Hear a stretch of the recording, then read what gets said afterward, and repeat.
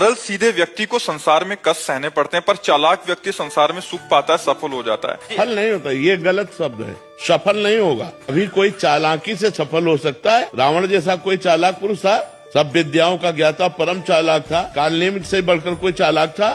पूरी संजीवनी बूटी जैसी ही द्रोणागिरी में हर औषधि को कर दिया और साधु बनकर बैठ गया। हनुमान जी ने मार डाला, राम जी ने रावण को मार डाला, रहा न को कुल रोवन यारा। चालाक पुरुष सफल कैसे हो सकता? नहीं, सीधा सरल पुरुष कष्ट पा सकता है, पर सफल सीधा सरल सच्चाई पर चलने वाला हो। जैसे धर्मराज युधिष्ठिर बिल्कुल सीधे थे, यहाँ तक इतने सीधे थे कि युद्ध क्षेत्र में कल कौन सी रणनीति है वो जाके दुर्योधन सीधे पूछ लेता था। भ्राताश्री कल कौन सा चक्रव्यूह रचना है वो बता देते थे। इसीलिए भगवान दो बैठक करते थे, एक युधिष्ठिर के साथ और एक युधिष्ठिर से अलग। युधिष्ठिर के साथ जो बैठक की वो चक्रव्यूह रचना ही नहीं होगी, क्योंकि वो दुर्योधन को पता हो। इतने सरल थे कि वो आके पूछ लेते, वो पूरी बात बता देते थे। तो आप देखो विनाश किसका हुआ? चतुर चालाक, जिसके साथ शकुनी, दुशासन, कर्ण, दुर्योधन के साथ इतने चालाकी की हद थे ये लोग। तो क्या ये लोग सफल हुए?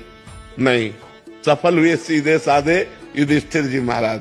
तो चालाक पुरुष तुम्हें सफल होते नजर आएगा, लेकिन सफल नहीं हो सकता। सीधा साधा पुरुष तुम्हें दुख भोगते नजर आएगा, लेकिन वो दुख भोगेगा नहीं, आगे चलकर वही विजय को प्राप्त होगा। थोड़ी यात्रा ऐसी है जिसमें संशय हो सकता है देखकर कि बेईमान, दुष्ट, चालाक, कपटी पुरुष उन्नति को प्राप्त हो रहा है और धर्मात्मा, ईमानदार दुख को प्राप्त हो रहा है। लेकिन परिणाम में जो सही चल रहा है उसका सही परिणाम होगा, और जो गलत चल रहा है उसका गलत परिणाम होगा पक्का। उसका पुण्य उसको साथ दे सकता है, लेकिन जो जीवन का परिणाम है वो ये पद नहीं है। मरोगे तो तुम्हारे साथ पद नहीं जाएगा, तुम्हारे साथ रुपया नहीं जाएगा, अच्छाई जाएगी, तुम्हारे सत्कर्म जाएंगे। और ये पक्की बात समझ लो, जब आपके आचरणों का, और भगवान ऐसी बुद्धि भ्रष्ट कर देते हैं कि खुला आचरण उसकी गंदगी सामने आ जाती है। आदमी की इज्जत चली गई तो किस योग रह गया? तो ये पक्का समझ लो, अच्छा पुरुष और धर्मात्मा पुरुष दुखी हो सकता है लेकिन हार नहीं सकता। विजय को वही प्राप्त होगा, ये निश्चित बात है। सामने से तो बहुत सुंदर दिखाई दे रहे और पीछे जो पाप कर रहे तो मालिक देख रहा है, उसका हिसाब मालिक करेगा। मालिक की दुकान में है सबका जीवन खाता, पाई भर का भी चूक नहीं होती हमारे मालिक से। एक एक बात का हिसाब होता है। अगर हमने अंगुली भी उठाई है तो उसका भी हिसाब है कि क्यों उठाई और कैसे उठाई।